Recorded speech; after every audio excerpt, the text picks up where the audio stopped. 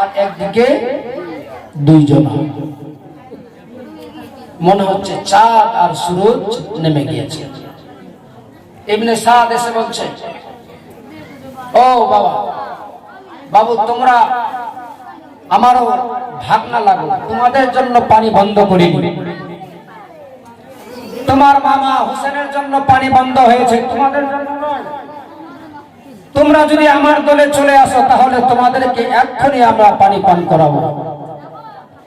ও বাবা ভাই, মায়ের বোনেরা, দেখুন শেরে খোদার শের কাকে বলে, আওলাদে নবী কাকে বলে, নবীর খানদান কেমন ছিল। যদিও বয়সে ছোট্ট ছিল, কিন্তু শেরে খোদার শের জবাব কিভাবে দিচ্ছে বলে, শোনো, তুমি আজকে আমাদেরকে পানির লোভ লালসা দিয়ে আমাদের মনকে ভুলাতে পারবে না। যেই পানি হুসেনের জন্য বন্ধ, যেই পানি কাসিমের জন্য বন্ধ, যেই পানি আলী আসগরের জন্য বন্ধ, যেই পানি সবার জন্য বন্ধ, আমরাও সেই পানি পান করতে চাই না। তোমরা আজকে পানির লোভ লালসা দিয়ে আমাদের মনকে নিতে পারবে না।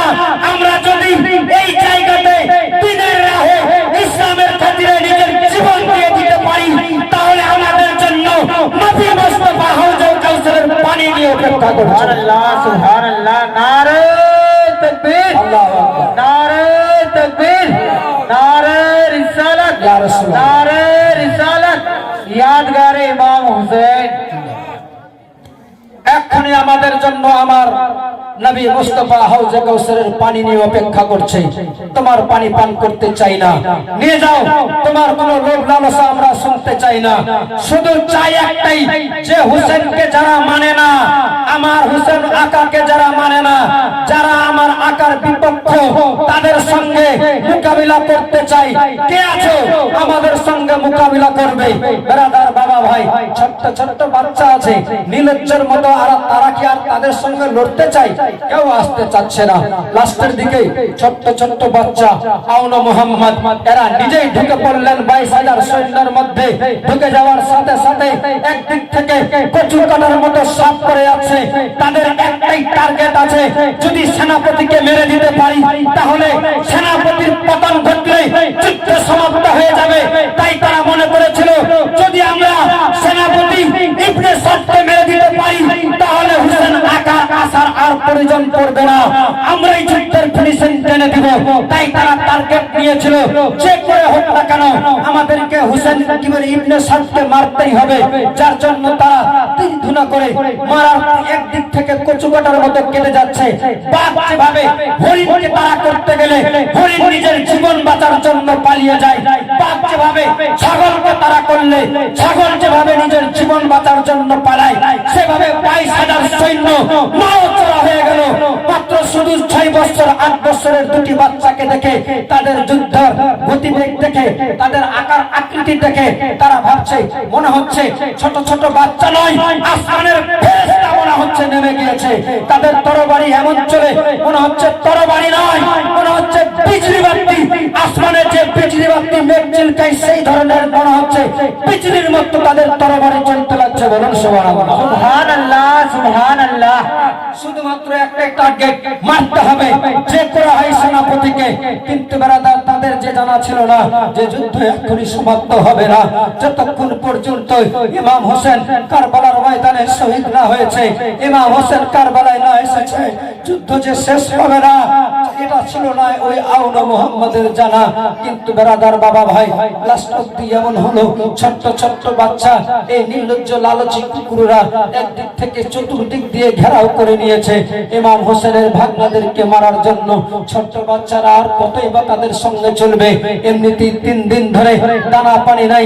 আমরা শুধুমাত্র 12টি ঘন্টা 8-9 ঘন্টা ক্ষুধার্ত অবস্থায় থাকি, রোজা করি। বেলা 4টা থেকে 5টা বাজতে বাজতে আমাদের অবস্থা এত ক্লান্ত হয়ে যায় যে মনে হচ্ছে আমাদের জীবন বেরিয়ে যাবে। রৌদ্র যদি বেশি থাকে, তাপমাত্রা যদি বেড়ে যায়, তাহলে আমাদের জীবন যাওয়ার মতো পরিস্থিতি হয়ে যায়। কিন্তু বাবা ভাই, তারা কেমন করে সহ্য করেছিল, কেমন করে ধৈর্য ধরেছিল। 3 দিন ধরে একটানা ভুকা পেয়াসা, তাদের জন্য কোনো কিছুই ছিল না, দানা পানি, তবুও তারা ধাওয়াশন করে যুদ্ধ করে যাচ্ছিল, কিন্তু বেরাদার আর যে চলতে পারছিল না। শেষ মুহূর্তে, শেষ সময়, লাস্টের দিকে শীষ বিন শ্বাস নামে সুযোগ পেয়ে এক জালিম বেঈমান এসে পিছন দিক থেকে এমন জোরে খঞ্জর মারলো, ওই মুহাম্মদ আউনের ভাই, ছোট ভাই মাটিতে জমিনের মধ্যে চিত হয়ে পড়ে গেল।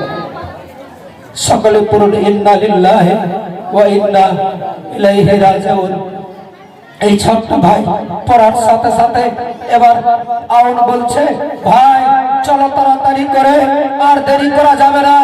ইবনে সাদকে মারতে গেলে আমাদের যুদ্ধ সমাপ্ত হয়ে যাবে, ফিনিশিং টেনে দিব আমরা, আমার হোসেন আকা মামাকে আসতে হবে না।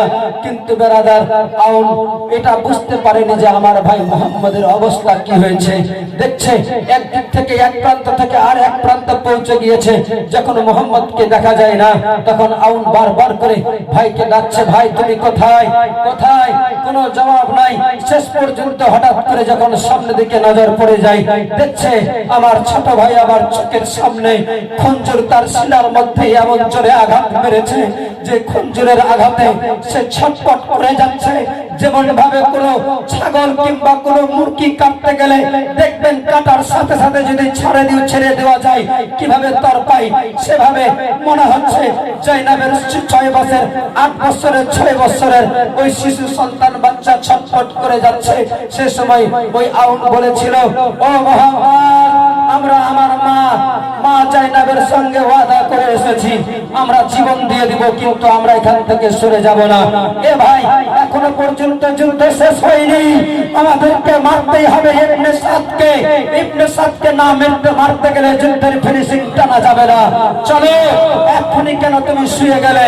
বলছে, ভাই আমি নিজের জীবন বাঁচার জন্য শুয়ে যাইনি, আমার কষ্ট হচ্ছে শুধুমাত্র একটাই কারণে, এই যে আমার বুকের মধ্যে যে খঞ্জরটা মারা হয়েছে, এই খঞ্জরের আঘাত আমার কলেজার মধ্যে এমন স্পর্শ করেছে যে আঘাতে যার বিষের জ্বালায় আমার কলেজা পর্যন্ত চলে যাচ্ছে। এই বিষের জ্বালায় আমার আর সহ্য হচ্ছে না ভাই, যার জন্য আমি উঠতে পারি না। এই সময় শোনার সাথে সাথে আউন নিজের ভাই মুহাম্মদকে বুকের মধ্যে জড়িয়ে নিয়ে তুই একটা কথা বলবে, কিন্তু এই জালিমেরা কথা বলার সুযোগ দিল না। শেষ পর্যন্ত এমন জোরে আমার তরবারি খঞ্জর মারলো, এই আউন চিরতরে দুনিয়া থেকে বিদায় হয়ে চলে গেল। সকলে পড়ুন ইন্না লিল্লাহি ওয়া ইন্না ইলাইহি রাজিউন। বেরাদার বাবা ভাই ইমাম হোসেন রাদিয়াল্লাহু তাআলা আনহু এই যেই নিজের ভাগনা কলেজার টুকরা দুটি বাচ্চা শহীদ হয়ে গেলেন, হওয়ার সাথে সাথে আওয়াজ দিচ্ছে, বলে হোসেন নিয়ে যাও তোমার যে ভাগনাদেরকে পাঠিয়েছিলে কারবালার সরজমিনে, নিয়ে যাও তাদেরকে, তারা চিরতরে তোমাকে ছেড়ে আলাদা হয়ে গিয়েছে। সালামদার আব্বাস হুসেন এসে আমার হোসেন আকা যেমনি এসে পৌঁছালেন, দেখছে আউন মুহাম্মদকে চিরতরে বিদায় করে দিয়েছে আমার হোসেন আকা। সেই সময় লাস্টের দিকে তাদেরকে কোলের মধ্যে তুলে নিয়ে যাচ্ছেন খিমার মধ্যে, আর বলছে, জাইনাব, ও জাইনাব বোন রে, তুমি যা চেয়েছিলে আমার আল্লাহ তা কবুল করে নিয়েছে। তোমার যে সন্তানদেরকে তুমি কারবালায় দান করেছিলে, তারা চিরতরে দুনিয়া থেকে বিদায় হয়ে চলে গিয়েছে। সঙ্গে সঙ্গে জাইনাব সিজদায় পড়ে খোদার শুকরানা নামাজ আদায় করে, শুকরিয়া আদায় করে আল্লাহর কাছে দোয়া করে বলছেন, রব্বুল আলামিন, মাবুদ মাওলা, আমার যদি গর্ভে এই ধরনের আরো শত শত সন্তান জন্ম নিত, তোমার দ্বীনের রাহে, তোমার ইসলামের খাতিরে আমি শত শত সন্তানকে কারবালার ময়দানে দান করে দিতাম। কিন্তু আল্লাহ, যারাই আমার